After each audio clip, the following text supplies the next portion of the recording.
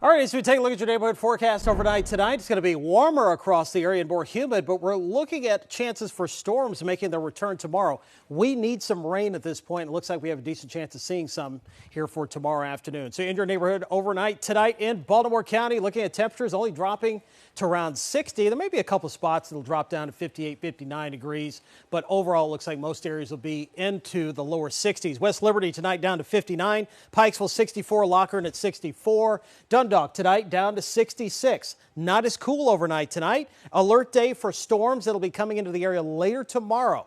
Best chances west of 95 here tomorrow afternoon and evening. And then we've got cooler weather on the way for Sunday, but not before we see another round of storms potentially coming up on Saturday.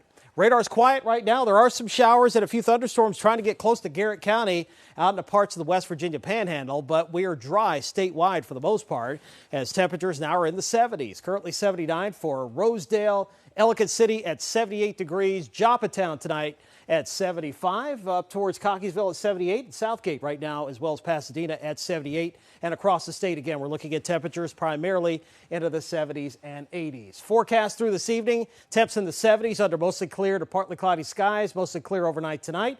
Only in the low 60s just after midnight, and as I mentioned, tonight's lows will be warmer than they've been the past several nights due to the fact that we're starting to get more moisture back into our area with those southerly winds. You probably notice a few more clouds popping up during the afternoon. What we're waiting for is this right here. That's the cold front.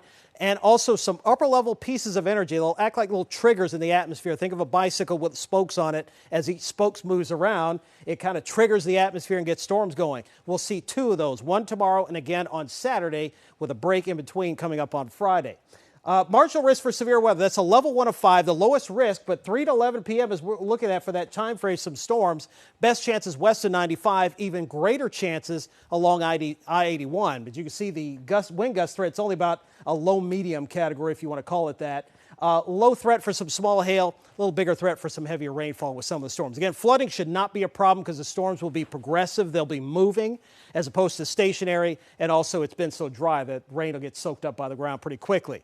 Futurecast has those storms coming in sometime mid to late afternoon. We should be all over with the storm activity here by, say, 10, 11 o'clock, maybe a little bit earlier than that. I think the bigger storms will come earlier, and we may see another round coming in later. Break on Friday, then more storms coming in, as I mentioned, on Saturday. Again, across the state, coolest weather out in the mountains, scattered showers and storms. You can see through western Maryland and the rest of the state, again, looking at temperatures right around 80 degrees. Anne Arundel County tomorrow, neighborhood forecast, low 80s. Crownsville, Arnold, all the way down towards Lothian, Shadyside at 83, as well as Deal. 86 for tomorrow, alert day. Storm chances later in the day. Dry Friday. Highs upper 80s to near 90. We could see heat index values get in the lower 90s. And then alert day possible on Saturday for more storms and then cooling back off to the 70s. Fall-like heading into Sunday and next week. Back to you. All right, thank you, Derek.